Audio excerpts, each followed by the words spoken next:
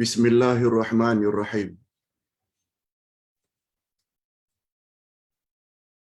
Alhamdulillah nahmaduhu wa nasta'inuhu wa nastaghfiruh. Wa na'udzu billahi min shururi anfusina wa min sayyiati a'malina. May yahdihillahu fala mudilla lahu wa may yudlil fala hadiya lahu. Asyhadu an la ilaha illallah wahdahu la syarika lah wa asyhadu anna Muhammadan abduhu wa rasuluh la nabiyya ba'dah.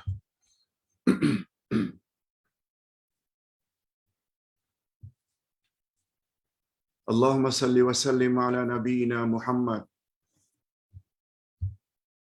wa ala alihi wa sahbihi ajma'in, amma ba'd. Hadirin dan hadirat serta para pemirsa yang saya hormati, Assalamualaikum warahmatullahi wabarakatuh. Alhamdulillah, kita bersyukur kehadirat Allah Azza wa Jalla yang antara lain bulan yang kita tunggu-tunggu sudah semakin mendekat, sudah makin hampir, bulan Ramadan.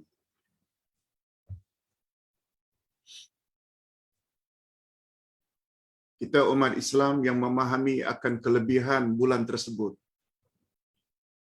tertunggu-tunggu kedatangan bulan yang mulia tersebut.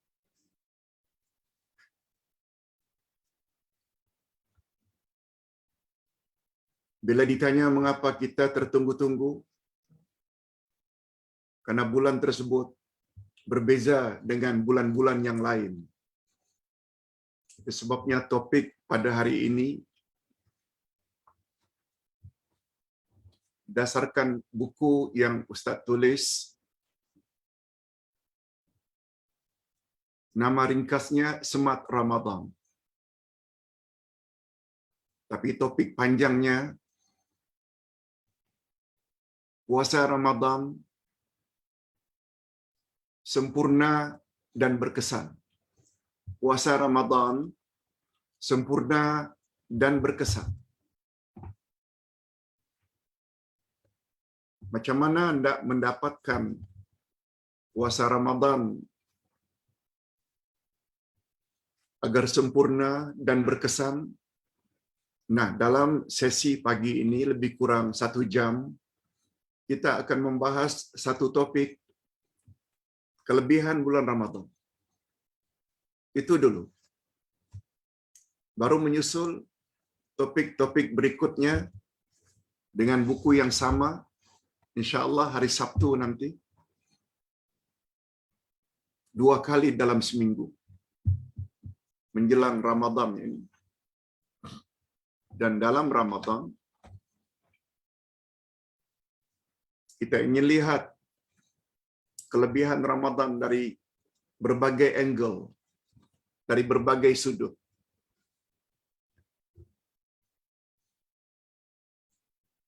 Lihat muka surat 4 dan kita akan bahas insya-Allah sampai muka surat 19. Lebih kurang 15 muka surat untuk menghabiskan pembahasan tersebut. Ustaz akan jelaskan secara ringkas. Sebab Ustaz tahu semua kita sudah ada maklumat awal tentang ini. Cuma tujuannya adalah littakkid. Takkid ini dalam bahasa Englishnya reconfirm. Untuk menguatkan lagi, untuk memastikan lagi. Apa yang kita dengar selama ini ada asas atau tidak. Okey. Mukaddimah. Mukaddimah Ustaz baca dulu. Sebab memahami ini sangat mustahak. Semua umat Islam mengetahui kelebihan dan keistimewaan bulan Ramadan. Semua umat Islam tahu. Sungguh banyak dalil dalam Al-Quran dan hadis Nabi yang menyebut tentang fadilat bulan tersebut. Quran dan hadis. Bukan cakap-cakap ulama, bukan. Nanti kita akan jelaskan mana ayatnya, mana hadisnya, apa derajat hadisnya. Yes, itu baru namanya ilmu. Bukan cakap-cakap kosong. Walau macam manapun pandai seseorang bercakap, bila dalam bab agama tak bawa ayat Quran, tak bawa hadis Nabi, tolong abaikan. Sebab semua yang datang dari Quran adalah benar belaka. Semua ucapan Nabi yang sahih. Nabi pula maksum, tak pernah salah. Antara lain Al-Quranul Karim dan hadis Nabi yang sahih menyebut tentang kelebihan Ramadan. Ramadan adalah bulan berkat. Apa makna berkat? Nanti kita jelaskan. Ramadan adalah bulan sabar. Ramadan penghulu semua bulan. Amalan di dalamnya dilipat gandakan ganjaran pahalanya. Di dalamnya terdapat satu malam yang nilai malam itu jika kita beramal lebih baik dari 1000 bulan. 1000 bulan itu sama dengan lebih kurang 84 tahun. Ramadan juga dipanggil dengan bulan Al-Quran. Di dalam bulan Ramadan dibuka semua pintu syurga dan ditutup semua pintu neraka. Kita dah jelaskan minggu lalu. Dan di dalam Ramadan diikat dan dibelenggu semua syaitan. Mana ada kelebihan ini pada bulan-bulan lain? Hanya ada dalam bulan Ramadan, dalam setahun.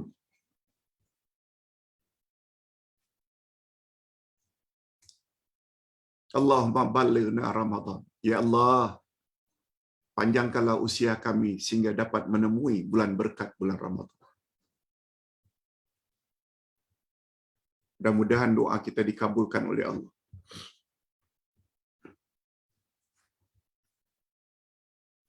Ustaz perlu awali supaya amal itu diterima oleh Allah. Ustaz selalu ulangi, syarat amal diterima ada 3.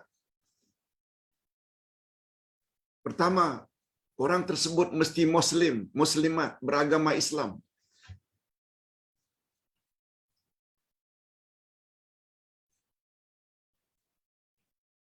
Yang kedua, Muslim tersebut mesti melakukan amal ibadat ikhlas lillah, yakni tauhid, semata-mata karena Allah. Dan yang ketiga, mereka hendaklah beramal ikut cara Rasulullah sallallahu alaihi wasallam yang dipanggil dengan al-ittiba' atau mutaba'ah.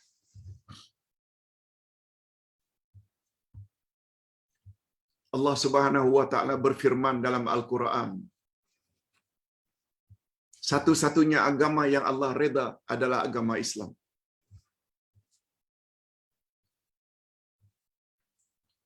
Ali Imran ayat 19. A'udzubillahi minasyaitonirrajim. Inna dina indallahil Islam. Diperkuat oleh ayat 85 Ali Imran, wa may yabtaghi ghayril islami dina falan yuqbala minhu wa huwa fil akhirati minal khasirin. Siapa mencari agama bukan agama Islam, Allah tak akan terima agamanya itu, dan di akhirat dia pasti jadi orang yang rugi. Non-Muslim, andai kata buat baik apapun, bagaimanapun banyaknya, tidak ada nilai di sisi Allah. Ini Allah jelaskan dalam surat Al-Furqan ayat 23. Wa qadimna ila ma amilu min amalin faja'alnahu haba'an mansura. Dan kami hadapkan segala amal yang orang-orang kafir itu kerjakan, lalu kami jadikan amal itu bagaikan debu yang diterbangkan angin. Sia-sia. Karena apa? Pelaku itu non-Muslim. Syarat pertama Islam. Yang kedua, bukan amalan semua orang Islam diterima oleh Allah. Dia mesti ikhlas lillahi ta'ala. Semua kita tahu. Hadis yang cukup popular. Kita baca ayat dulu. Walaqad uhiya ilaika wa ilal ladzina min qablik la in asyrakta la yahbatanna amaluk wa la takunanna minal khasirin. Dan sesungguhnya telah diwahyukan kepadamu dan kepada nabi-nabi sebelumnya, jika kamu berbuat syirik, hancur musnah segala amalanmu, dan di akhirat kamu pasti jadi orang yang rugi. Oleh sebab itu, salah satu daripada penyebab amal ditolak adalah syirik. Dan syirik ini lawan dari tauhid. Sebab ikhlas itu maknanya tauhid.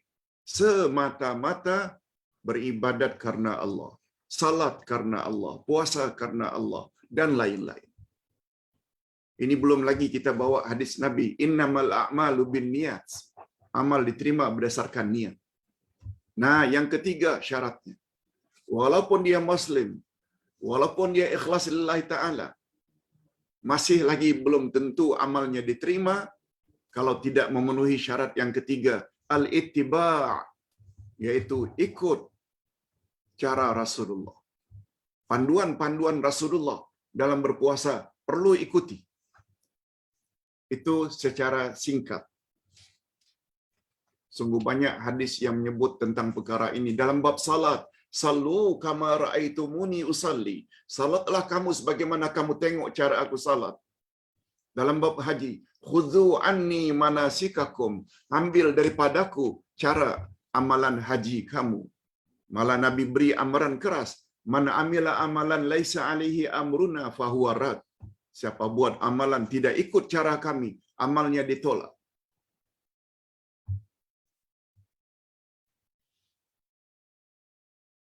Oleh sebab itu, agar ganjaran pahala dalam bulan Ramadan kita dapati, alhamdulillah kita sudah muslim. Alhamdulillah kita ikhlas lillahi ta'ala berpuasa. Tetapi terhadap syarat yang ketiga, banyak yang tidak ikut cara Nabi. Kalau hanya sekedar puasa menahan dari makan, minum, merokok, jima, itu bukan puasa dari Nabi. Sebab Nabi bersabda, laisa siyamu minal akli wa syurb. Bukan yang dikatakan puasa sekedar menahan makan dan minum. Wa innamas siyam minal laghwi wa rafath. Tapi puasa yang sebenar-benar puasa, awak juga mesti menahan daripada mengeluarkan kata-kata kasar, lucah yang boleh menimbulkan birahi. Juga mesti kamu tinggalkan perkara lagha yang tidak berfaedah. Itu sebabnya kata Nabi, rubba min sa'imin laisa lahu min siyamihi illa al-ju' wal 'atas. Berapa banyak orang yang berpuasa tak mendapat apa-apa ganjaran puasanya kecuali yang dia dapat hanya lapar dan dahaga saja. Okey. Tentang adab-adab rukun syarat itu pembahasan kita berikutnya. Nah, sekarang kita ingin membuktikan siam Ramadan. Bila kita bercakap tentang siam Ramadan, puasa dalam bulan Ramadan, setelah kita tahu tadi syarat ibadat ada 3, awak mesti muslim, muslimat, awak mesti ikhlas lillahi ta'ala. Yang ketiga, awak mesti ikut cara Nabi. Nah, sekarang kita ingin lihat, ada dalil ke Ustaz tentang kelebihan bulan Ramadan? Yes. Karena hadis ini kita sudah baca pada hari Ahad, pada hari Khamis yang lalu. Kelebihan bulan Ramadan. Ustaz bacakan saja secara singkat. Bila datang bulan Ramadan, Nabi selalu berpidato dengan pidato singkat. Qad ja'akum syahrun mubarak. Wahai para sahabatku sekalian, kamu sana saat ini sedang berada di ambang pintu bulan yang penuh berkah. Iftadadallahu alaikum siyama. Allah telah fardukan, wajibkan ke atas kamu berpuasa dalam bulan tersebut.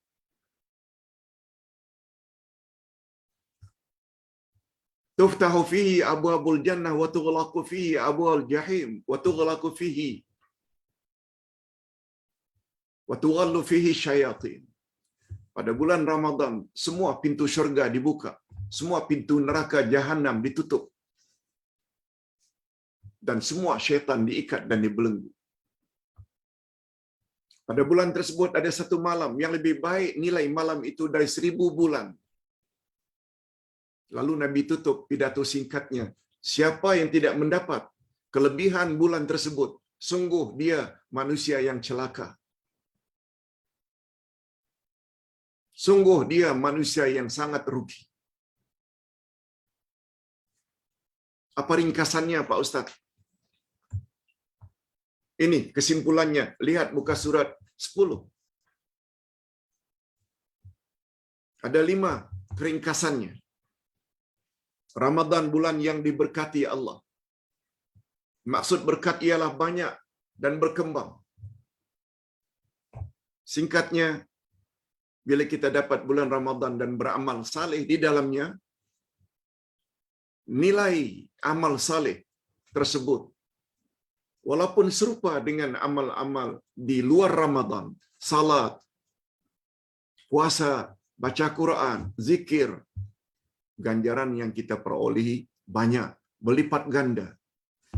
Walaupun amal yang sama kita lakukan di luar Ramadan. Tapi karena dia dilakukan dalam Ramadan, berganda-ganda.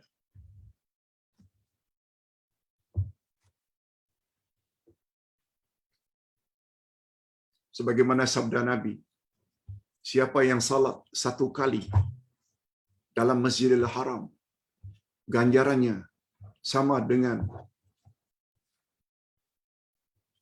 100.000 salat di tempat yang lain. Barang siapa yang dapat salat dalam Masjid Nabawi, nilai salatnya itu sama dengan 1000 salat di tempat yang lain. Siapa yang salat dalam Masjidil Aqsa, nilai salatnya yang tersatu itu sama dengan 500 salat di tempat yang lain. Setengah riwayat 250. Itu kelebihan-kelebihan. Disebut oleh Nabi dalam hadis sahih. Itu sebabnya Nabi sebut dalam hadis yang lain tentang kelebihan 3 tempat itu. La tushaddur rihal illa ila salasati masajid. Jangan kamu gagah-gagahkan pemergian kecuali pada 3 masjid. Masjidil Haram di Mekah, Masjid Nabawi di Madinah, dan Masjidil Aqsa di Palestin. Mengapa Nabi galakkan sangat? Karena di 3 masjid itu ada kelebihan yang tak ada pada masjid-masjid yang lain. Macam itulah lebih kurang tentang kelebihan Ramadan.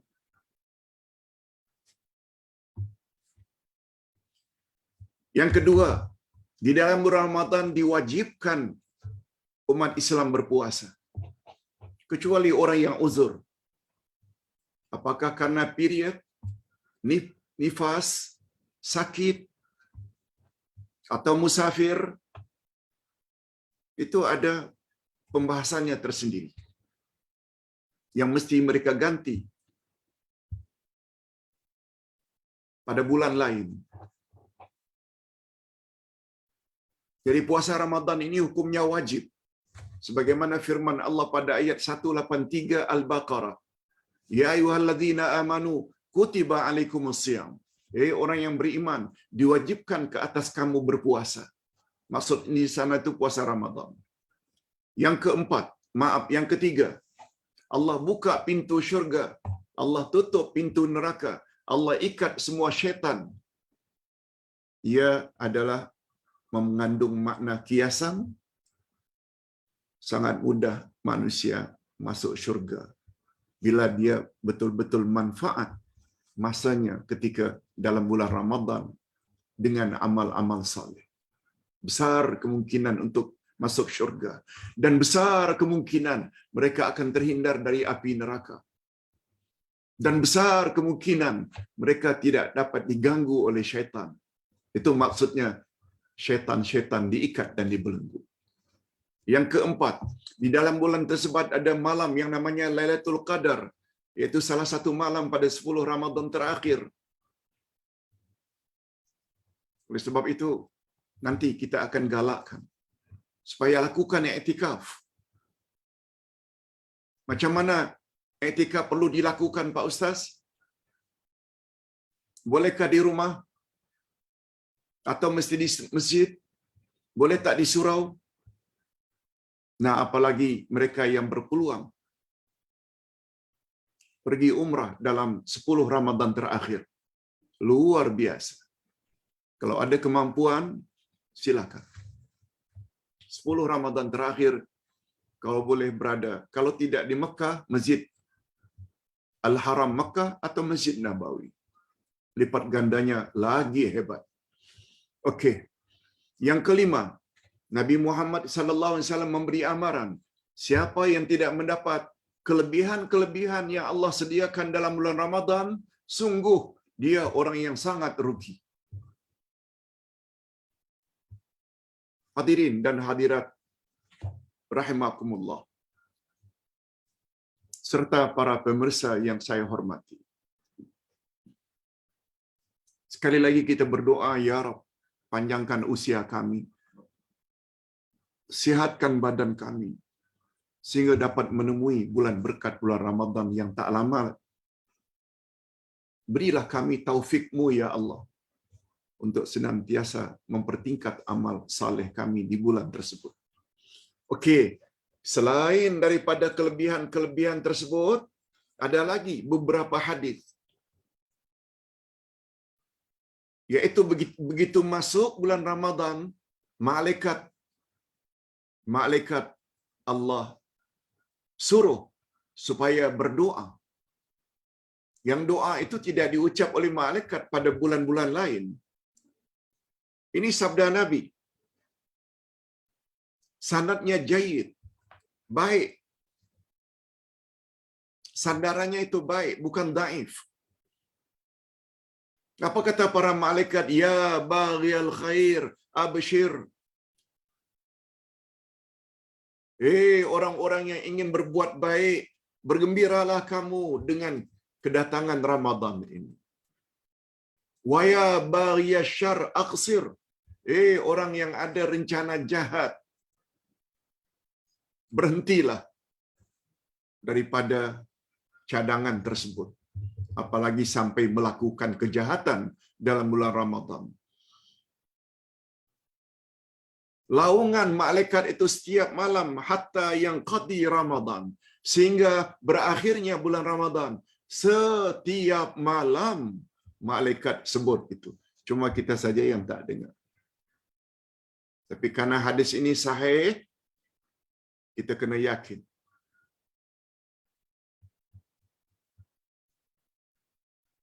Sebagaimana sabda Nabi dalam hadis yang sahih, setiap pagi, ini bukan Ramadan saja, setiap pagi malaikat menyuruh, ya Allah, berikanlah orang yang menafkahkan hartanya, yang memberi sedekah, yang memberi sumbangan kepada kebaikan, gantiannya, ganti duit mereka yang mereka sedekahkan. Selanjutnya, ya Allah, Engkau binasakanlah harta orang-orang yang bakhil, lokek, kedekut, tangkai jering. Cuma kita tak dengar. Kata Nabi, itu setiap pagi diucap. Dan di sinilah perlunya kita beriman kepada yang gaib. Sebabnya dalam Al-Quranul Karim, ketika Allah SWT menyebut ciri-ciri orang yang bertakwa, dalam awal surat Al-Baqarah, pertama-tama al-muttaqin itu alladzina yu'minuna bil ghaib. Beriman pada yang gaib itu syarat nomor 1. Baru wa yuqimuna shalah. Salat itu nomor 2. Wa mimma razaqnahum yunfiqun. Mereka nafkahkan sebahagian dari harta mereka, itu nomor 3. Apa makna beriman pada yang gaib? Yang pertama sekali, iman kepada Allah. Karena Allah itu ada walaupun kita tak dapat lihat. Beriman di kiri kanan kita ada malaikat yang sedang mencatat. Beriman dalam kubur ada nikmat kubur dan siksa kubur. Beriman akan adanya syurga neraka. Beriman akan adanya titian siratal mustaqim. Beriman akan adanya timbangan pada di padang mahsyar. Semua itu gaib. Tapi kita mesti beriman. Ayat itu memberi isyarat. Iman ini nomor 1. Salat itu nomor 2. Itu sebabnya urutan rukun Islam. Bukan salat dulu. Iman pada Allah dan iman pada Rasul yang dilambangkan dengan 2 kalimat syahadat. Perkara ini Ustaz ulang sangat selalu. Khasnya ketika membahas hakikat 2 kalimat syahadat.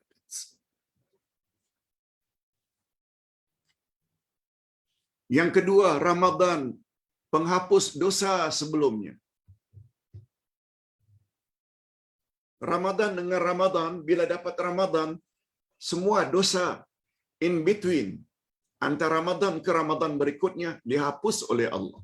Ini sesuai dengan hadis Nabi.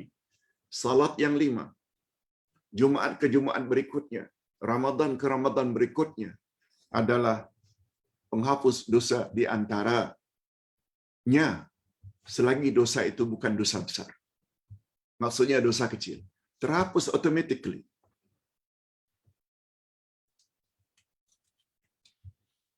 Ini lagi-lagi hadis dengan sanad jayyid dari Abi Sa'id Al-Khudri.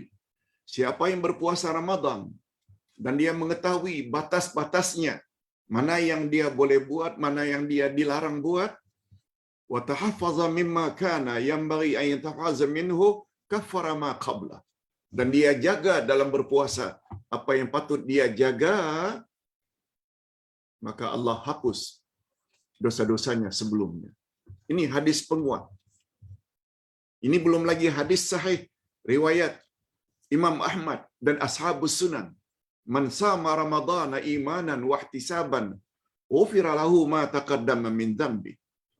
Siapa yang berpuasa Ramadan didorong oleh imannya dan semata-mata mengharap ganjaran Allah di akhirat nanti, niscaya Allah hapus segala dosanya masa lalu. Allahu Akbar. Itu bila kita bercakap tentang kelebihan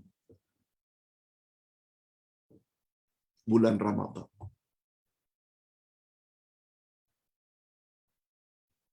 Hadirin dan hadirat serta para pemirsa,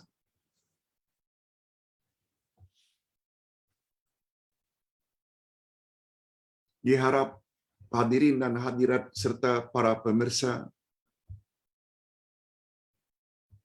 yakin dengan sungguh-sungguh yakin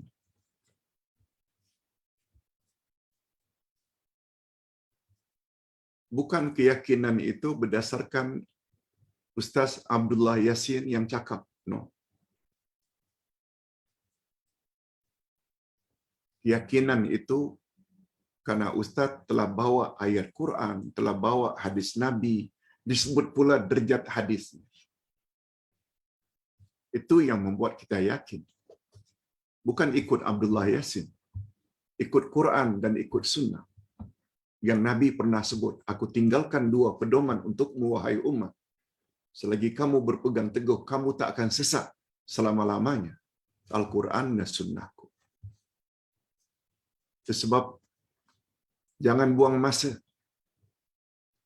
Hanya cakap dengan nada yang tinggi, terpegik, terlolong, dan fasih macam mana pun. Kalau hanya sekedar ajaran yang dia bawa, kata ulama terdapat dalam buku itu. Tak disebut-sebut ayat Quran dan hadis Nabi. Macam mana anda yakin?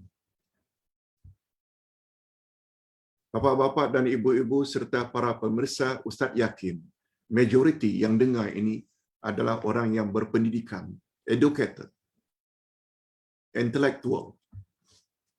Tak kira berapa umur kita, tapi kita pada umumnya orang-orang yang terpelajar. Apa budaya orang-orang yang terpelajar? Apa dia budaya para cendekiawan? Show me the proof. Bawa bukti. Hatu burhanakum dalam Quran. Datangkan bukti-bukti kebenaran apa yang kamu cakap. Englishnya, show me the proof, man. Bawa dalil pada aku, baru aku boleh percaya. Ustaz dah bawa dalil Quran, sunnah Nabi. Derjatnya pula sahih.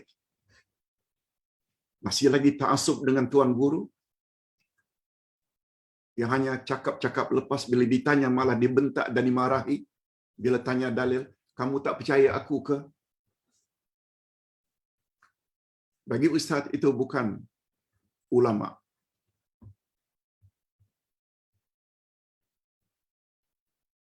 Sebab penerus Nabi, Nabi sebut, al-ulama'u warasatul anbiya.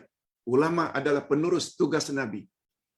Nabi dalam penyampaiannya kepada para sahabat, lengkap dengan ayat Quran, lengkap dengan ucapan-ucapan baginda, perbuatan-perbuatan baginda yang kita namakan dengan hadis atau sunnah.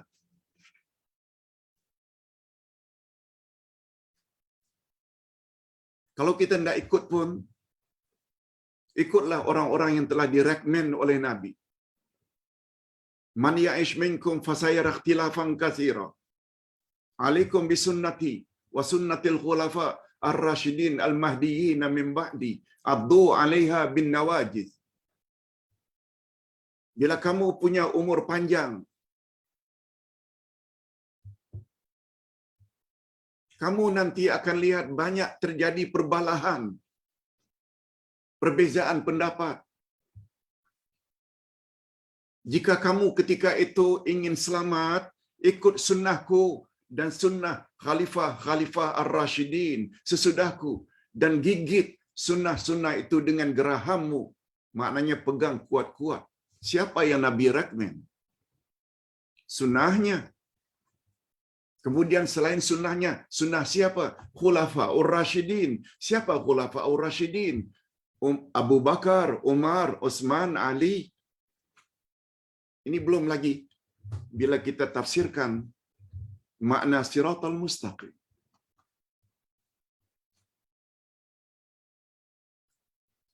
Mendakwa orang intelek, tapi dalam hal-hal agama macam tak perlu kepada dalil.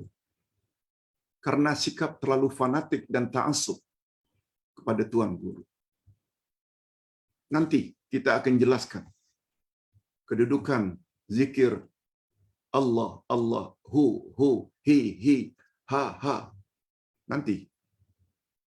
Soalan pertama kita akan jawab nanti setelah selesai kuliah. Hadirin dan hadirat rahimakumullah.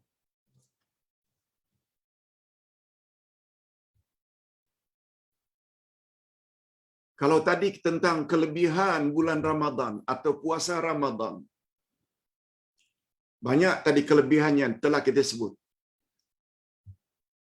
Nah, sekarang kita fokus ingin sebut keutamaan puasa Ramadan. Kelebihan lain. Keutamaan hampir-hampir sama dengan kelebihan atau keistimewaan. Hampir sama. Tapi ini pembahasan tersendiri. Di mana hebatnya? Di mana istimewanya puasa Ramadan, Pak Ustaz? Ini dia. Bukan Ustaz cakap. Hadis riwayat Imam Muslim dan Imam Ahmad dan Imam An-Nasa'i. Ustaz baca. Sebab hadis ini dia combine antara hadis qudsi dan hadis nabawi. Sebahagiannya hadis qudsi, Allah yang berfirman, dan sebahagian lagi Nabi yang bersabda. Qala Allah Ta'ala. Nah, bila diawali dengan Qala Allah Ta'ala, ini memberi isyarat ini adalah hadis qudsi. Kullu amali ibni Adam lahu illa siyam fa innahu li wa ana ajzi bih.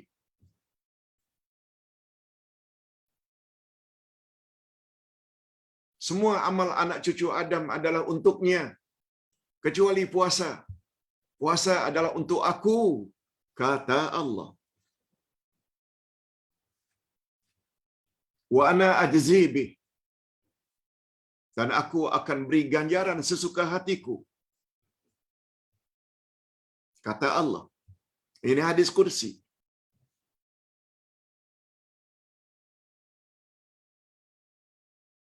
Nah, sambungannya ini hadis nabawi, Nabi yang ucap, wasiyamu junnah.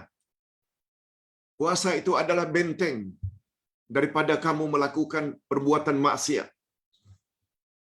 Wa idza kana yaumu shaumi ahadikum fala yarfuth. Oleh sebab itu bila kamu berpuasa, jangan kamu mengeluarkan kata-kata lucah. Wala yaskhab, jangan suka memekik dalam puasa.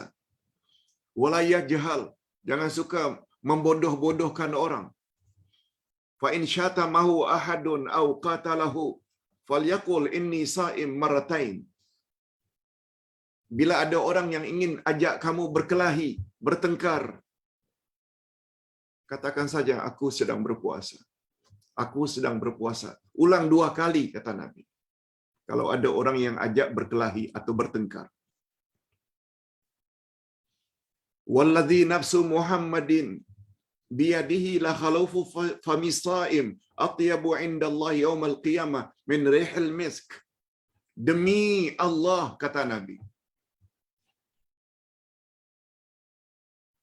Demi Allah, demi diriku di tangan Allah, sama dengan demi Allah.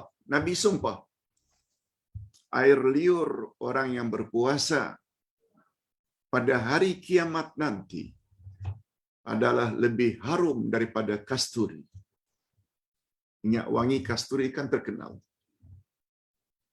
Mulut orang yang berpuasa yang biasanya tidak begitu sedap karena lapar, di akhirat nanti pada hari kiamat dia lebih harum daripada minyak harum kasturi. Walisaimi farhatan yafrahuhuma idza aftara fariha bi fitrihi wa idza laqiya rabbah fariha bi shaumi. Untuk orang yang berpuasa ada 2 kegembiraan. Kegembiraan pertama ketika dia berbuka, dan kegembiraan yang kedua ketika dia menemui Allah di akhirat nanti. Karena ganjaran yang dia akan terima luar biasa, melebihi dari amal-amal yang lain, sebagaimana ayat tadi sebut. Aku akan beri ganjaran orang yang berpuasa sesuka hatiku. Ustaz ulas sedikit secara ringkas. Setiap amal anak cucu Adam adalah untuknya kecuali puasa. Puasa adalah untukku, kata Allah. Dalam kaedah bahasa Arab, sesuatu apabila disandarkan kepada Allah mesti membawa keistimewaan. Rumah guru, rumah menteri, rumah perdana menteri, rumah presiden, rumah sultan, rumah raja, rumah Bilal,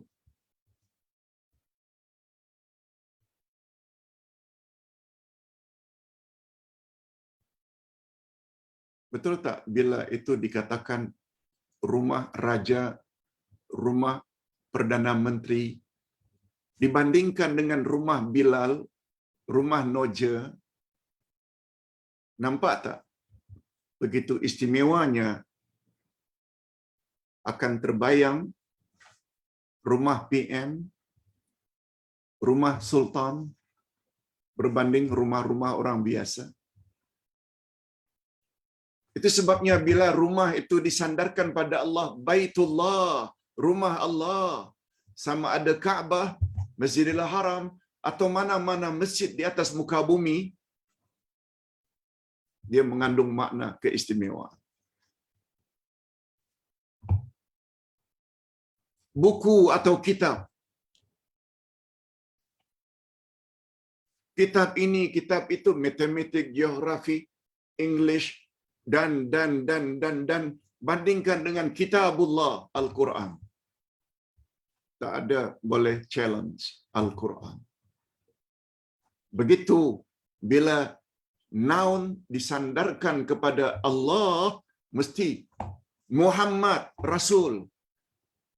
Muhammad adalah utusan. Utusan siapa? Rasulullah.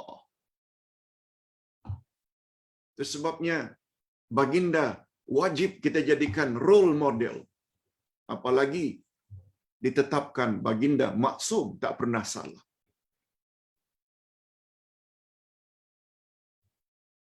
Itu sebabnya Nabi pernah ditanya, "Ya Rasulullah, apakah nama yang paling baik?" Kata Nabi, Abdullah. Abdullah, hamba Allah.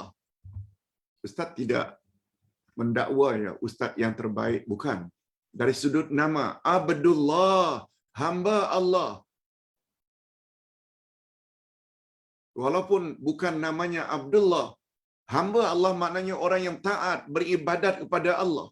Orang yang patuh, taat pada Allah. Buat suruhan Allah dibuat, larangan Allah dijauhi. Walaupun namanya Ahmad, walaupun namanya Mustafa, walaupun namanya ini, walaupun namanya Aminah, walaupun namanya Maimunah, walaupun namanya Zubaidah. Selagi mereka taat pada Allah, semuanya tergolong ke dalam ibadullah, hamba-hamba Allah. Apa sebab mulia? Sebab disandarkan kepada Allah. Nah, sekarang kita berbalik kepada hadis. Semua amal anak cucu Adam adalah untuk dia. Kecuali puasa. Puasa untuk aku. Bukan maknanya orang yang puasa tak dapat pahala. Bukan. Maksud kiasan ini, begitu istimewa pahala puasa yang kita akan perolehi daripada Allah. Itu sebabnya diikuti dengan wa ana ajzibi. Aku akan beri ganjaran sesuka hatiku. Allahu Akbar. Dan terakhir, bahagian akhir, orang yang berpuasa akan dapat dua kegembiraan. Kegembiraan pertama ketika berbuka. Nah, ketika berbuka ini pula ada dua makna. Ketika berbuka pada setiap petang menjelang maghrib, happy, menghadapi hidangan. Perut dah lapar, gembira. Itu kegembiraan dengan makna pertama. Yang kedua, kegembiraan ketika akan menyambut Idul Fitri. Fitri itu maknanya buka juga. 1 Syawal, Idul Fitri, happy, gembira kita menghadapi Hari Raya Idul Fitri. Ada dua makna. Orang yang berpuasa memiliki dua kegembiraan. Kegembiraan pertama ketika dia akan berbuka, sama ada dengan berbuka pada setiap petang, menghadapi hidangan, atau berbuka akan berhadapan dengan Idul Fitri. Dan yang kedua, kegembiraan orang yang berpuasa, dia akan mendapat keistimewaan di sisi Allah di akhirat nanti. Sebab dia akan terima ganjaran yang tidak ada batasannya. Sebabnya dari satu sudut. Itu sebabnya dari satu sudut. Puasa dalam bahasa Arab dipanggil dengan saum atau siam. Sama.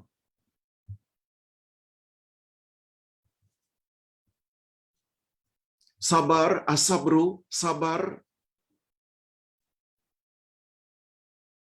ada kaitan yang sangat erat dengan saum. Saum, sabar punya kaitan yang sangat erat. Sebab menurut bahasa, as-saumu lughatan imsak. Puasa menurut bahasa adalah menahan. As-sabru lughatan imsak. Puasa, sabar menurut bahasa juga imsak. Itu sebabnya bulan Ramadan selalu disebut dengan bulan sabar. Dapat menahan dari segala yang dilarang oleh Allah. Bukan saja terhadap perkara-perkara larangan. Kita tetap patuh dengan larangan Allah walaupun perkara itu perkara yang halal pada asalnya. Di siang Ramadan buka peti ais, bermacam-macam minuman dan kuih-muih buah-buahan yang lezat-lezat belaka. Kita beli dengan duit yang halal. Namun kita tetap tak akan makan. Karena Allah larang. Di siang Ramadan hanya berdua dengan isteri di rumah, tidak ada orang lain, semua pintu tingkap terkunci. Kita tetap tidak akan melakukan hubungan kelamin dengan isteri, walaupun isteri kita isteri yang sudah sah. Mengapa tak? Karena Allah larang. Allahu Akbar. Luar biasa pendidikan yang kita akan dapat dalam bulan Ramadan. Oleh sebab itu diharapkan bila dah berakhir Ramadan, karena dah terbiasa, bukan hanya meninggalkan perkara yang haram, malah karena Allah juga suruh jangan langgar, jangan makan, jangan minum, jangan hubungan seks. Walaupun semuanya itu halal pada asalnya karena Allah larang, kita tidak akan langgar. Kalau sudah 1 bulan dididik sedemikian, tentulah nanti di luar Ramadan, apalagi terhadap benda-benda yang haram, seperti rasuah haram, mencuri haram, durhaka pada mak bapak haram, lebih utamalah dapat kita tinggalkan sebab kita sudah dididik selama 1 bulan. Terhadap perkara-perkara yang halal pun kita wajib tinggalkan karena Allah larang, lebih-lebih lagi lah setelah Ramadan. Yes. Macam itu memahami puasa. Banyak hadis-hadis lain lagi. Ini belum lagi kata Nabi dalam kelebihan dan keutamaan bulan Ramadan. Ustaz tambah, lihat muka surat 18. Orang tersebut, orang yang berpuasa,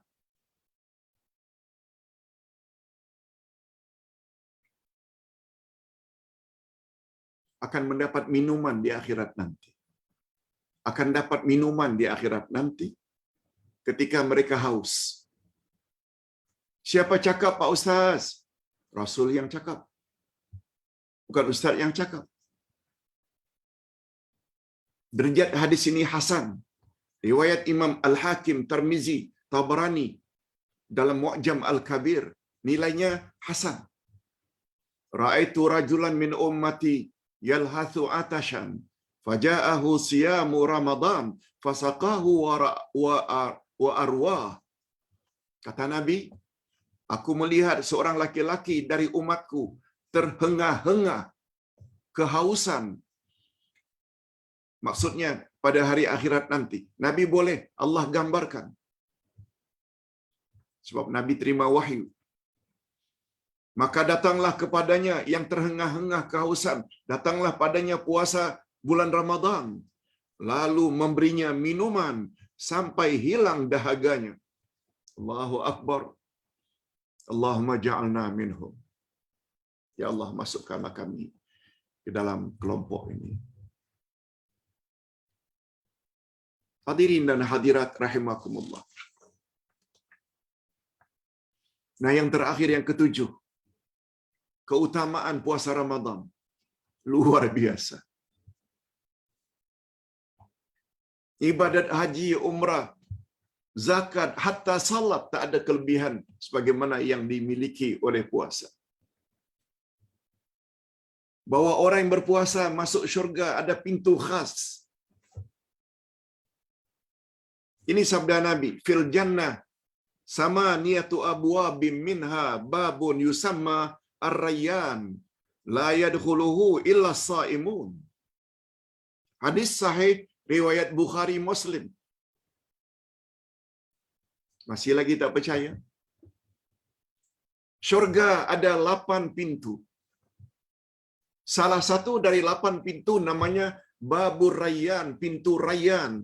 Dan pintu itu tidak boleh dimasuki kecuali oleh orang-orang yang berpuasa. Allahu Akbar. Kita tak nafikan salat ada kelebihan tersendiri, zakat, haji, umrah. Kita tak nafikan. Tapi kita tidak bercakap tentang kelebihan orang yang berpuasa Ramadan.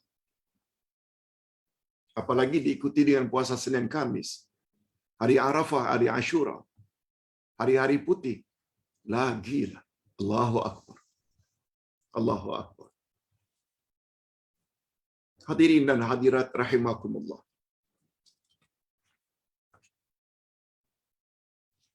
Terakhir, muka surat 19.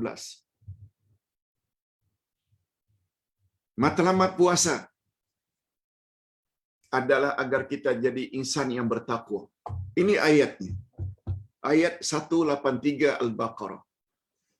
Ya ayyuhallazina amanu kutiba alaikumus siyamu kama kutiba alal ladzina min qablikum la'allakum tattaqun. Hei orang-orang yang beriman, diwajibkan ke atas kamu berpuasa.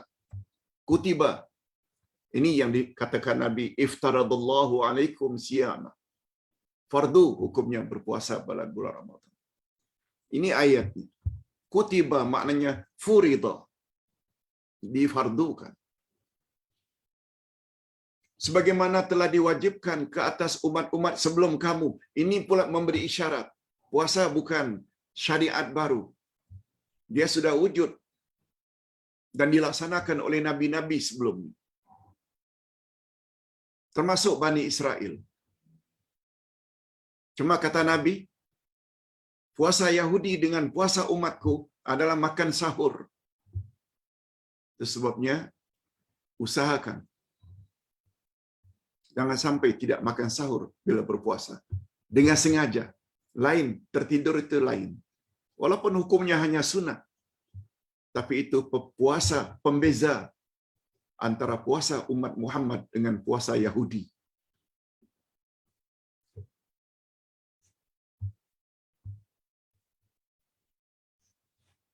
Sahur tak semestinya makan berpinggan-pinggan. Walaupun dengan beberapa biji korma. Ingat ya. Nabi galakkan sangat makan korma ketika berpuasa. Sahur. Bukan ketika berbuka saja. Sebab dalam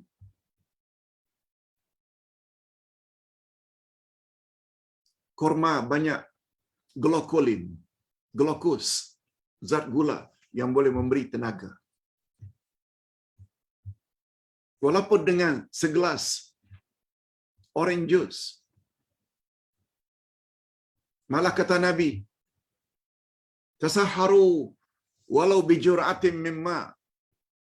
Bersahurlah kamu walaupun dengan seteguk air. Bismillah.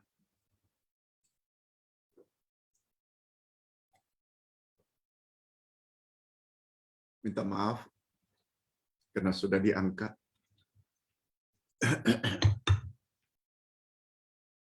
Bersahurlah kamu walaupun dengan seteguk air. Bukan Ustaz reka-reka hadis tu karena nak minum air, bukan. Nabi yang sebut. Tasaharu fa inna fis sahuri barakah. Bersahurlah karena dalam sahur itu banyak keberkatan. Ini belum lagi kelebihan yang lain. Innallaha wa malaikatahu yusalluna 'alal mutasahirin. Sesungguhnya Allah dan para malaikat berselawat ke atas orang yang makan sahur. Allahu Akbar. Tak maukah selawat Allah? Allah cucuri rahmat dan berkat dalam hidup. Tak maukah selawat daripada malaikat? Malaikat di langit berdoa kepada Allah agar Allah ampun dosa-dosa orang yang bersahur. Yes. Ya. Ustaz sengaja bawa bab ini karena Ramadan sudah semakin dekat. Diharap kita paling kurang sedikit sebanyak tergugah untuk buat apa yang kita tahu. Di sini fadilatnya ilmu. Di sini kelebihannya ilmu. Insya-Allah kita akan sambung minggu hadapan. Tidak, bukan minggu hadapan, Sabtu nanti. Kita akan guna buku yang sama. Bermula dari muka surat 21. Hukum hakam puasa Ramadan. Apa makna puasa, apa rukunnya, apa syaratnya, apa adab-adabnya, kita akan bahas pada hari Sabtu nanti, insya-Allah. Berikut ini Ustaz akan jawab. Kebetulan agak banyak pertanyaannya. Ada 5 pertanyaan yang Ustaz perlu jawab hari ini. Pertama sekali, cuma Ustaz harap tolong fokus sebab Ustaz akan jawab to the point saja. Bukan membahas dengan panjang lebar, bukan. Maklumlah masa yang sangat terbatas. Dan jika dirasakan bermanfaat, sila sebarkan. Ustaz izinkan. Kalau dirasa bermanfaat. Yang pertama, Pak Ustaz, saya dikirim oleh sahabat video ini. Tak perlulah Ustaz sebut video itu, tapi kontennya dengan bersemangat Ustaz berkenaan. Ustaz tak suka sebut nama Ustaz, tapi kontennya ini. Beliau menggalakkan supaya kita berzikir Allah, Allah, Allah sampai ke peringkat hu, ha, ha, hi. Yang menurut beliau itu adalah zikir-zikir yang dibolehkan, afdal, menurut pandangan golongan sufi tarikat. Disebut menurut golongan sufi dan tarikat. Disebutlah pandangan ulama ini, pandangan ulama itu, ulama ini, ulama itu. Pertanyaannya, ada dalil ke Pak Ustaz? Pandangannya, soalannya, ada dalil ke zikir seperti itu? Nah, untuk soalan ini, Ustaz rasa perlu jawab agak sedikit luas. Pertama sekali, permohonan kita saban hari yang paling banyak minimal 17 kali ihdinas siratal mustaqim. Tunjuki kami jalan yang lurus. Golongan inilah golongan yang diredai oleh Allah. Golongan inilah yang telah mendapat nikmat daripada Allah. Ustaz buktikan. Kata ulama tafsir,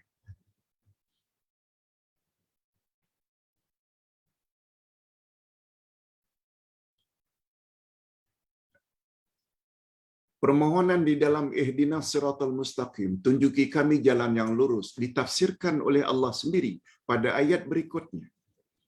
Siratal ladzina an'amta 'alaihim.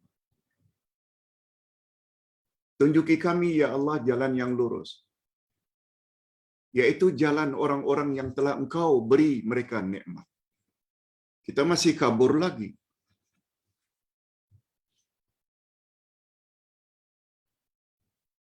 Lalu Allah Subhanahu wa taala tafsirkan lagi ayat ini dengan ayat 69 dari surat An-Nisa. wa may yuti'illaha wa rasuluhu fa ulaika ma'al ladzina an'ama Allahu 'alaihim minan nabiyyin was-siddiqin wasyuhada was-salihin. Barang siapa yang taat pada Allah dan Rasulnya, merekalah orang-orang yang akan mendapat nikmat daripada Allah. Merekalah orang-orang yang Allah akan beri nikmat. Lalu disebut oleh Allah, siapa orang-orang yang confirm telah mendapat nikmat itu? Nabiyin, nabi-nabi, siddiqin, syuhada dan salihin. Wa hasuna ulaika rafiqa. Merekalah sebaik-baik teman. Ringkasnya kata ulama tafsir, kalau kita ingin berada di atas jalan yang lurus yang kita minta minima 17 kali, itu minima. Kalau buat rawatib, qabliyah, ba'diyah, tambah lagi duha, tambah lagi tahajud, witir, tak mustahil. Doa itu kita ulang sampai 30, 40 kali dalam sehari. Sebab setiap rakaat mesti baca Al-Fatihah. Setiap Al-Fatihah ada doa itu.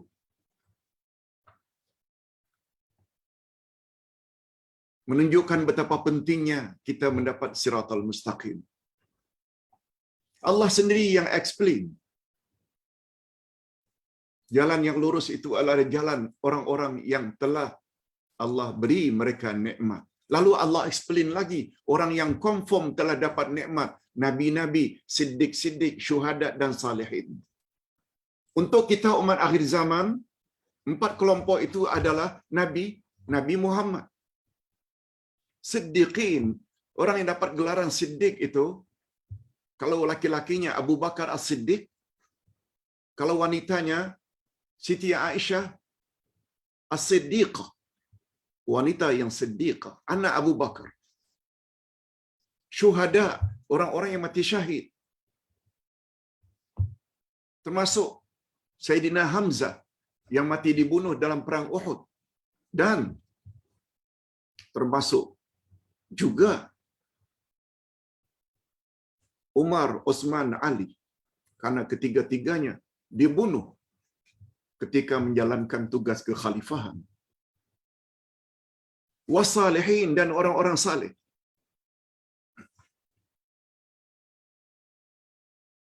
Ringkasnya, apabila anda ingin berada di atas jalan yang lurus, ikut Nabi, ikut Abu Bakar, ikut Umar, Utsman, Ali.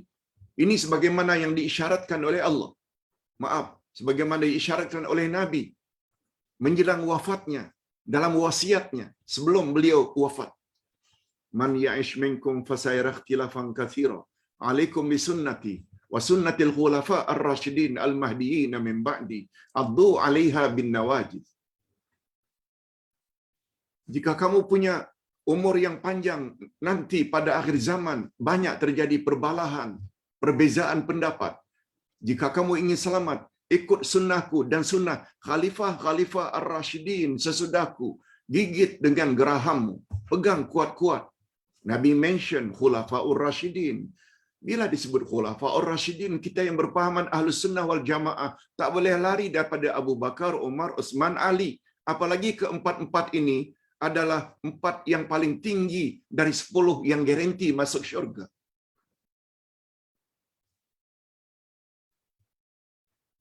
Oleh sebab itu, apabila dalil zikir hu, ha, hi hanya cakap ulama, padahal tidak pernah ada dalil tersebut datang dari Nabi, dari Abu Bakar, Umar, Utsman, Ali, hatta dari imam kita, Imam Asy-Syafi'i, tak pernah sebut perkara itu. Kalaupun ada sebut, Abu Hanifah ke, Malik ke, Syafi'i, Hambali, Ahmad ibnu Hanbal, kalaupun sebut, mereka berada pada taraf yang keempat. As-salihin. Orang saleh yang diiktiraf Ahli Sunnah wal Jamaah, bagus untuk dijadikan ikutan Abu Hanifah, Imam Malik, Imam Asy-Syafi'i, Imam Ahmad ibnu Hanbal. Mereka pun tidak ada. Kalau ada pun mereka yang suruh, namun mereka tetap berada tahap yang keempat. Tahap yang ketiga syuhada. Tahap yang kedua siddiqin. Tahap yang pertama adalah nabi. Ingat, Nabi pernah beri ingatan kepada kita. Ibda bima bada Allahu bihi. Mulailah olehmu sebagaimana yang Allah mulai. Maksudnya, bila Allah sebut satu-satu urutan itu, 1, 2, 3, 4, ikut urutan sebagaimana yang Allah urut tertibnya. Ustaz buat contoh. Bila kamu akan mendirikan salat, hendaklah kamu beruduk dengan membasuh muka, kemudian tangan hingga ke siku, kemudian sapu kepala, kemudian sapu kaki. Urutan itu wajib. Bila dibuat tunggang langgang, tak sah uduknya, tak sah salat. Contoh urutan satu lagi. Ketika memberi syarat, ketika menyebut sifat-sifat muttaqin, orang-orang yang bertakwa, diawali oleh Allah dengan alladzina yu'minuna bil ghaib. Kemudian baru wa yuqimuna shalah, kemudian wa mimma razaqnahum yunfiqun. Urutan tertib itu ada makna. Alladzina yu'minuna bil ghaib itu lambang akidahmu, imanmu mesti kamu dahulukan.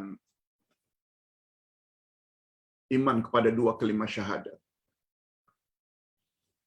Setelah itu baru kamu dirikan salat, ibadat kepada Allah. Barulah kamu nafkahkan hartamu kepada orang-orang yang layak. Barulah itu bab muamalat, urutan.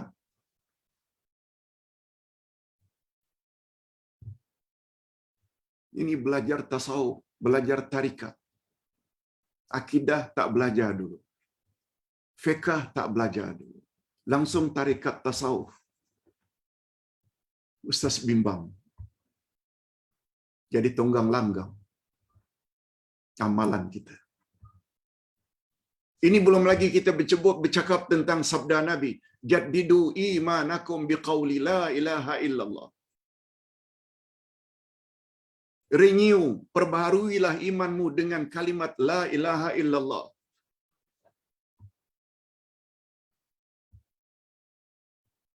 Iftahu sima'a sibyanikum biqauli la ilaha illallah. Bukalah mula-mula pendengaran babymu yang baru lahir dengan la ilaha illallah. Ini belum lagi. Laqinu mautakum la ilaha illallah. Ajarlah orang yang akan mati la ilaha illallah. Afdaluz zikri la ilaha illallah. Sebaik-baik zikir la ilaha illallah. Nabi tidak pernah sebut sebaik-baik zikir Allah, Allah, Allah. Nabi tak pernah sebut afdalul zikir ho ho hi hi ha ha. Nabi tidak sebut perbaharuilah imanmu dengan ho ho ha ha hi hi. Semuanya lengkap la ilaha illallah.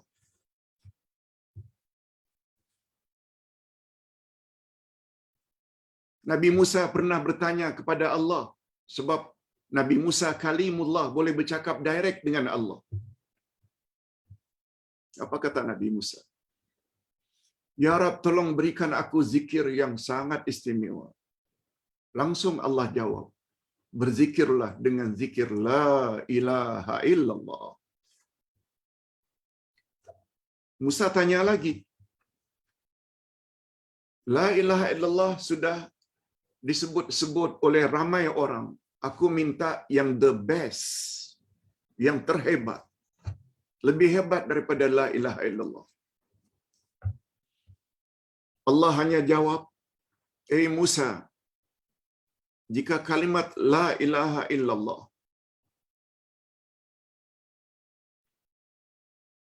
jika di depanmu ada 2 daun neraca,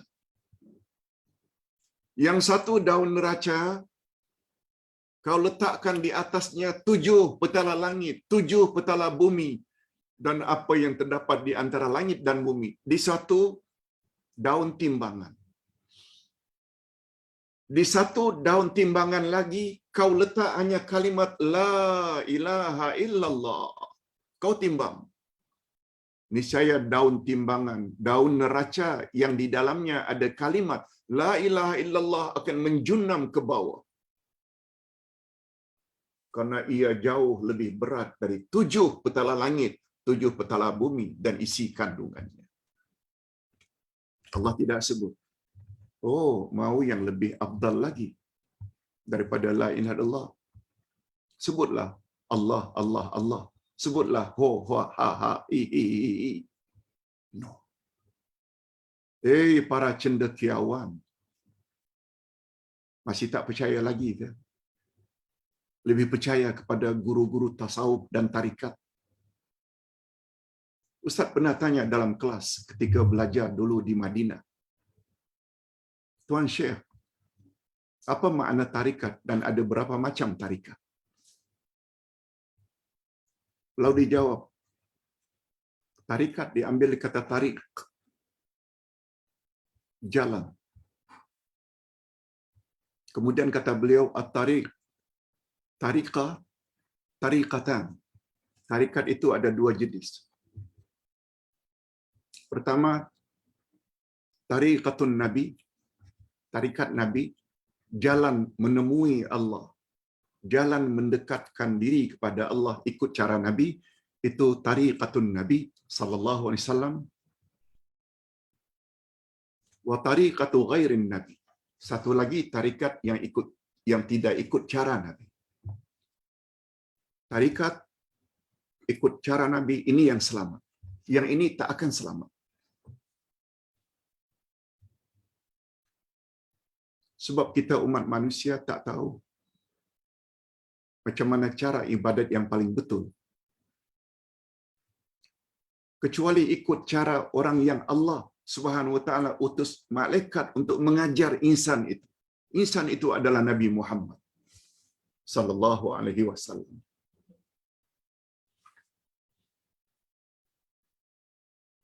Itu sebabnya dalam hadis sahih riwayat Imam Ahmad dan Al-Hakim, derajatnya sahih menurut Syekh Nasaruddin Albani. Ada pula yang mengatakan dia hasan, juga baik.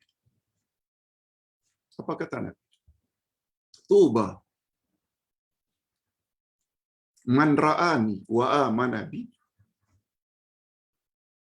Beruntung orang yang lihat aku, jumpa aku, lalu beriman padaku. Beruntung. Selanjutnya kata Nabi, tuba, tuba, tuba. Man amana bi walam yarani. Beruntung dan berbahagialah, beruntung dan berbahagialah, beruntung dan berbahagialah orang yang beriman padaku padahal mereka tidak lihat aku. Hadis sahih. Siapa orang yang melihat Rasulullah lalu beriman? Para sahabat. Definisi sahabat orang yang jumpa Nabi, lihat Nabi, lalu beriman, lalu mati dalam iman. Kita tak melihat Rasul, tapi kita beriman, walaupun tak lihat Rasul. Kata ulama hadis, Nabi ulang orang yang tidak melihat Rasul, tak melihat Nabi, tapi beriman pada Nabi. Diulang oleh Nabi, tuba sampai 3 kali. Beruntung dan berbahagialah, beruntung dan berbahagialah, beruntung dan berbahagialah. Ini maknanya orang akhir zaman yang berpegang teguh dengan sunnah Nabi walaupun tak jumpa Nabi, derajat mereka sangat-sangat istimewa. Kalau para sahabat lihat Nabi pada musim kemarau, Nabi masukkan tangannya ke dalam bekas kosong lalu keluar air mengucur dari ujung-ujung jari. Nabi lihat bulan purnama lalu Nabi isyaratkan bulan purnama terbelah 2. Sahabat lihat. Lalu mereka beriman. Betul tak itu wajar-wajar saja. Tapi kita tak lihat itu semua. Kecuali mukjizat Al-Quran. Kita beriman sungguh. Dengan pengulangan 3 kali tuba, tuba, tuba. Menunjukkan keistimewaan orang akhir zaman. Allahumma ja'alna minhum. Mudah-mudahan kita semua termasuk ke dalam golongan ini. Yang mustahak, jangan utamakan orang-orang saleh. Kita letakkan ke depan. Padahal tidak ada dalilnya dari Nabi, juga tidak pernah ada zikir ho ha hi itu dari Abu Bakar, Umar, Utsman, Ali, padahal mereka telah direkmen oleh Rasulullah sallallahu alaihi wasallam. Malah hadis yang memperbaharui iman ke, ajar orang yang akan mati ke, perbaharuilah imanmu, semuanya dengan lengkap la ilaha illallah.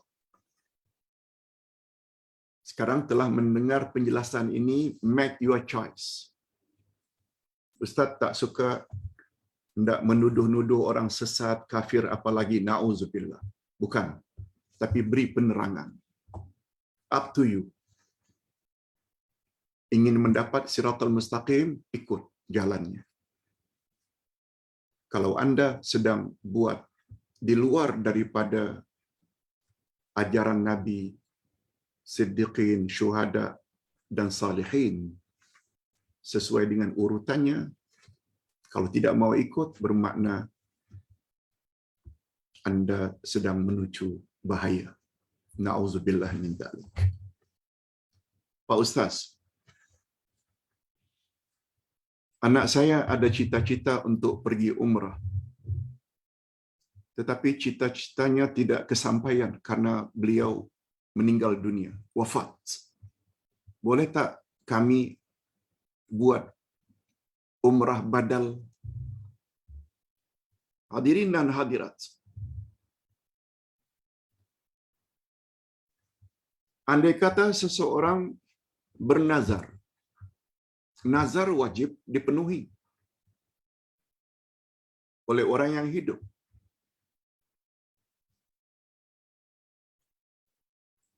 Sebab nazar definisinya sesuatu yang pada asalnya hukumnya tidak wajib, bila dinazarkan dia jadi wajib. Dan nazar hendaklah disebut. Bukan sekedar cita-cita. Cita-cita itu lain. Hanya keinginan saja. Ini nazar. Aku bernazar, bila sembuh dari aku punya sakit ini, aku akan pergi umrah. Itu nazar. Dia kena ucap lengkap dengan niatnya sekali.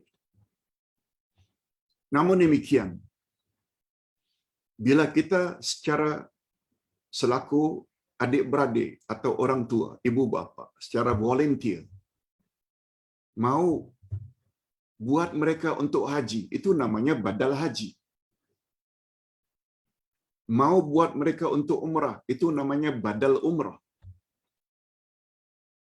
Majoriti ulama fiqh, termasuk Imam Asy-Syafi'i, membolehkan badal umrah, bukan hanya badal haji. Dan ini ada dalilnya.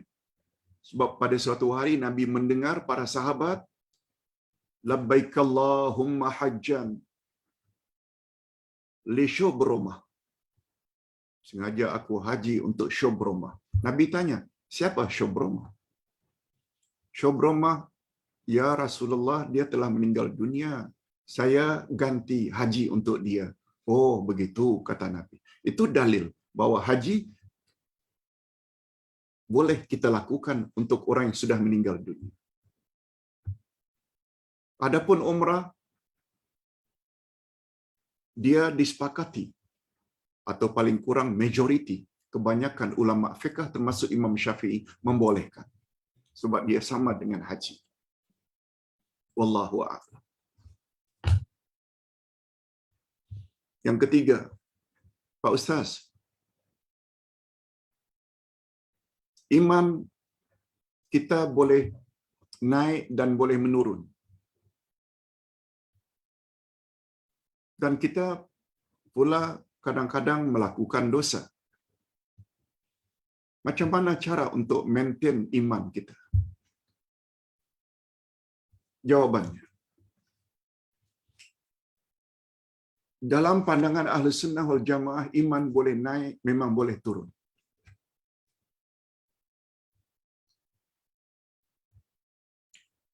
Dengan kata lain, orang-orang yang beriman tidak sama tarafnya. Anda yang dapat merasakan kemanisan iman, bila Allah dan Rasul dia lebih cintai dari segala-galanya, itu di antara cirinya.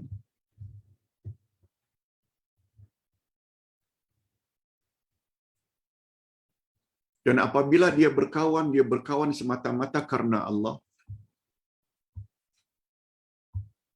Dan ketiga, ciri-ciri orang yang dapat merasakan kemanisan iman apabila dia benci melakukan lagi maksiat, sebagaimana dia benci tak mau dilempar dalam api. Hadis sahih.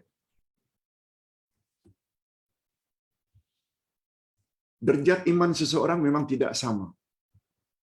Itu sebabnya kata Nabi, cabang iman ada 70 cabang lebih. Yang paling tinggi, sampai lagi, yang paling tinggi, iman yang paling tinggi, la ilaha illallah. Allah tidak sebut. Yang paling tinggi, Allah, Allah, Allah. Yang paling tinggi, ho, ho, ha, ha, hi, hi. Tak. Iman yang paling tinggi, la ilaha illallah. Semua kita tahu, la ilaha illallah itu ada 2 rukun, nafi dan isbat. La ilaha illallah itu ada 7 syarat. Sila baca buku Hakikat 2 Kalimah Syahadat. Yang paling tinggi, iman itu la ilaha illallah. Yang paling rendah, membuang duri dari tengah jalan supaya jangan tersandung oleh orang yang lalu lalang. Itu pun ada nilai iman. In between, asabru minal iman, sabar sebahagian daripada iman. Al-haya'u minal iman, punya sifat malu, itu juga sebahagian daripada iman. An-nazafatu minal iman, kebersihan juga ada sebahagian daripada iman. Maknanya, semakin banyak unsur-unsur iman ada pada diri seseorang, maka makin tinggi derajatnya.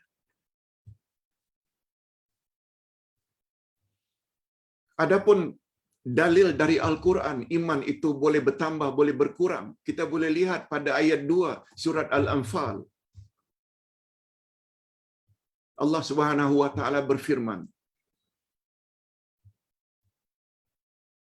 Alladzina yu'minuna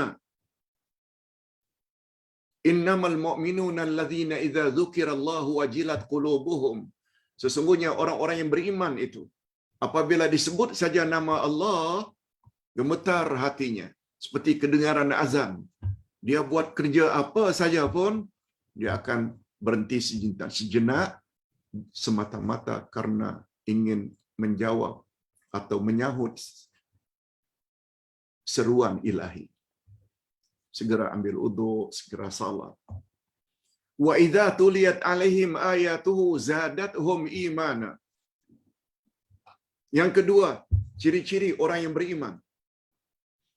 Apabila dibaca saja ayat-ayat Allah kepadanya, bertambah-tambah imannya. Nah, bahagian ini nih menjadi dalil bahwa iman itu boleh bertambah.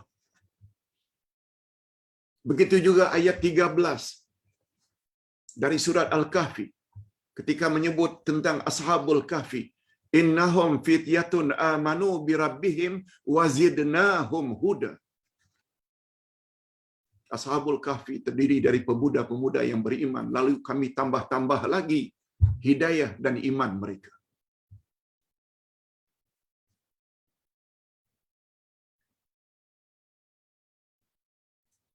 Dalam hadis sahih, Nabi bersabda, iman seseorang itu bertambah dengan melakukan amal-amal saleh, dan iman seseorang itu menjadi berkurang, menurun apabila dia buat maksiat. Jadi ringkasnya, macam mana cara untuk meningkatkan iman, Pak Ustaz? Jawabnya senang saja. Banyak-banyaklah amal saleh. Jauhi maksiat. Itu hadis tadi. Macam mana nak maintain, Ustaz? Sebab kadang-kadang kita leka. Satu perkara lagi yang Ustaz ingin tegaskan. Iman bukan saja boleh naik turun, malah iman itu boleh dicabut daripada hati kita. Ayat 8 dari surat Ali Imran. Rabbana la tuzigh qulubana ba'da idh hadaitana wa hab lana min ladunka rahmah innaka antal wahhab.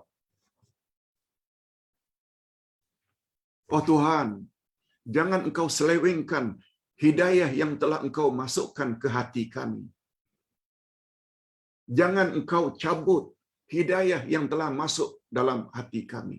Bila minta agar Allah jangan cabut, maknanya kebarangkalian dicabut memang mungkin. Berapa banyak orang Islam akhirnya jadi murtad? Itu maknanya dicabut, bukan menurun, dicabut. Nah, Pak Ustaz, atas dasar itu macam mana hendak maintain, hendak jaga? Senang saja jawabannya. Istiqamah. Istiqamah maknanya konsisten. Konsisten dalam menambah ilmu, pengetahuan yang berteraskan Quran dan Sunnah.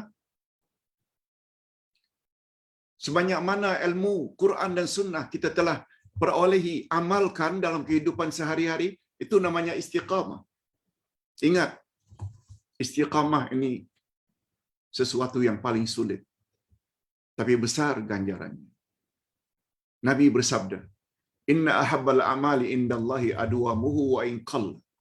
Sesungguhnya amal yang paling Allah sukai adalah amal yang berterus-terusan, walaupun amal itu dilakukan sedikit-sedikit. Berterus-terusan buat qiyamul lail, walaupun hanya beberapa rakaat tahajud dan beberapa rakaat witir. Berterus-terusan puasa sunat, walaupun hanya beberapa hari dalam sebulan.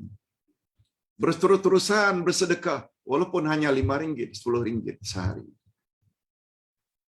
Sebagaimana yang dilakukan oleh para jemaah.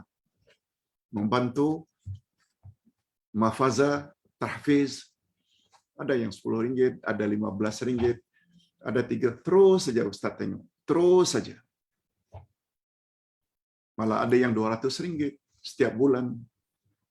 Terus, istiqamah. Jika kita beristiqamah dalam beramal saleh, besar kemungkinan nyawa kita dicabut juga ketika kita sedang beramal saleh, yang kita sebut dengan husnul khatimah. Hadirin dan hadirat rahimakumullah. Pak Ustaz, jika balu kawin setelah suaminya meninggal dunia, dia boleh tak jumpa suaminya nanti di akhirat? Allahu Akbar. Ini pertanyaan dari jauh. Tak usahlah Ustaz sebut dari negeri mana. Hadirin dan hadirat, Ustaz pernah baca pertanyaan seorang wanita kepada Nabi. Ya Rasulullah, Ustaz masih ingat lagi. Pertanyaan yang serupa ini pernah diajukan lebih kurang pada tahun 90, 30 tahun yang lalu. Di Islamic Council.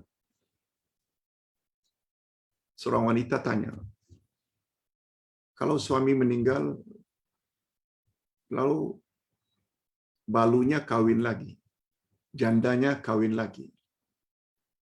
Balu.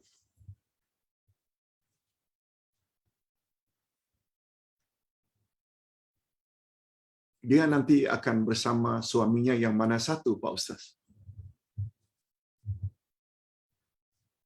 Lalu Ustaz jawab, Nabi pernah ditanya oleh seorang wanita, Ya Rasulullah, andai kata saya ditakdirkan punya beberapa orang suami. Maksudnya bukan serentak ya. Serentak tak boleh.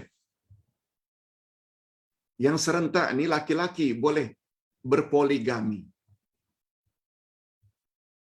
Tapi wanita tidak boleh poliandri, punya suami berbilang-bilang. Serentak tak boleh. Laki-laki dibenarkan sampai 4. Semua kita tahu.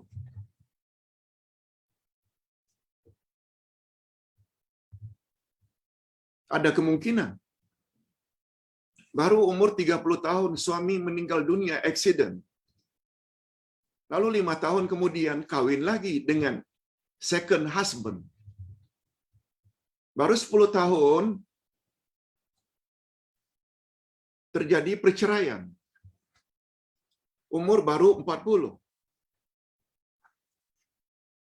Lalu kawin lagi. Betul tak itu bermakna wanita tersebut sudah memiliki 3 orang suami, pernah punya 3 orang suami?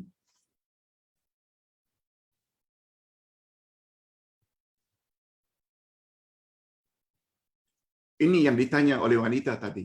Saya kelak di akhirat akan bersama dengan suami saya yang mana satu ya Rasulullah? Rasulullah jawab, ahsanuhum khuluqa.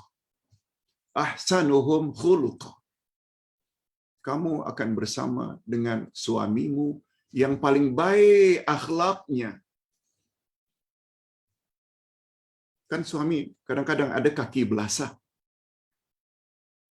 Physically. Ada kaki belasah mentally.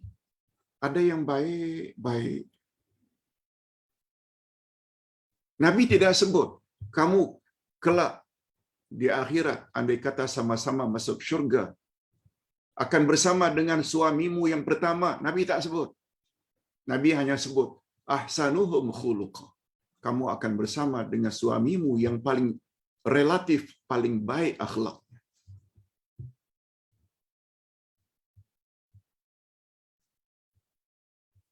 Ini diperkuat oleh hadis-hadis Nabi yang lain.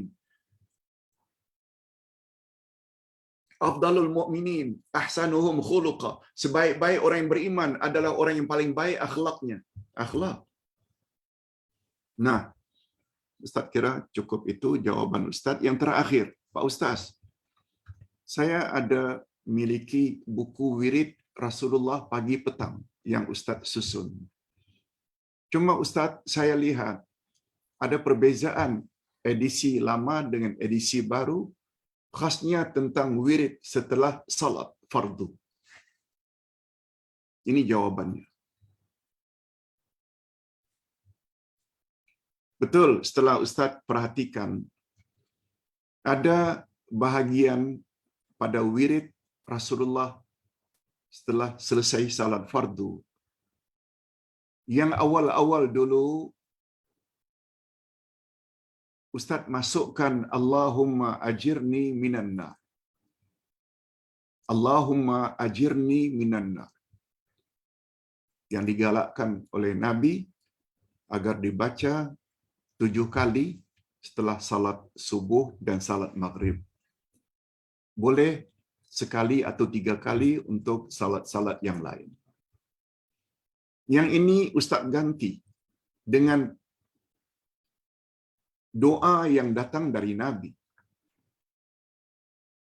yaitu Allahumma aslih li diniyal ladzi huwa ismatu amri wa aslih li dunyaya allati fiha ma'ashi wa aslih li akhirati allati fiha ma'adi waj'alil hayata ziyadatan li fi kulli khair waj'alil mauta rahatan li min kulli syarr. Doa ini doa yang komprehensif yang Nabi sangat galakkan kita baca setelah selesai salat fardu. Dan sahih. Sedangkan tentang Allahumma ajirni minan nar, Allahumma ajirni minan nar, para ulama khilaf. Para ulama khilaf. Berbeza pendapat.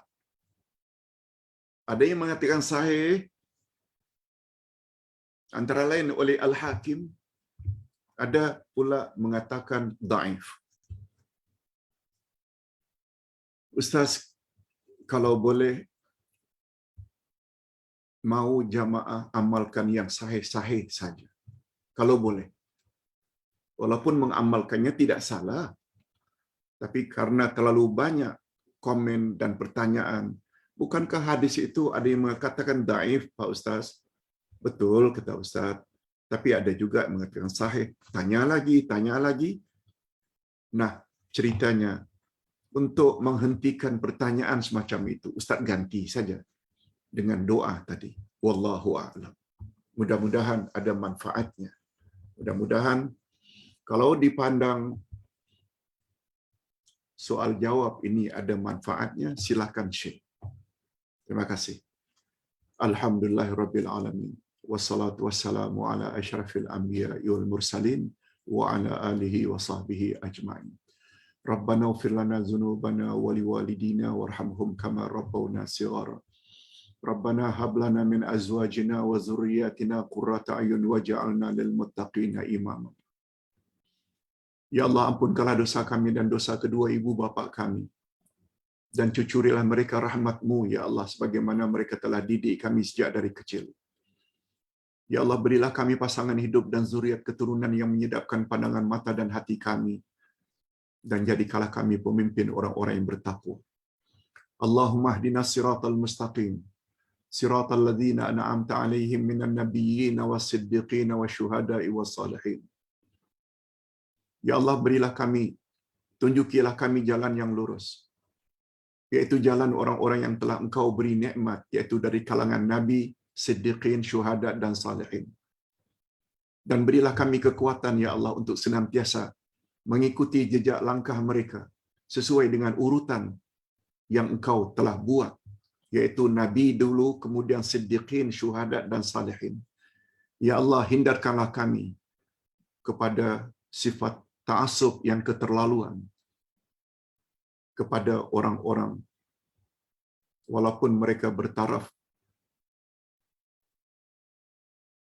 wali, walaupun mereka bertalaf ulama. Hindarkan kami daripada mentaati mereka andai kata mereka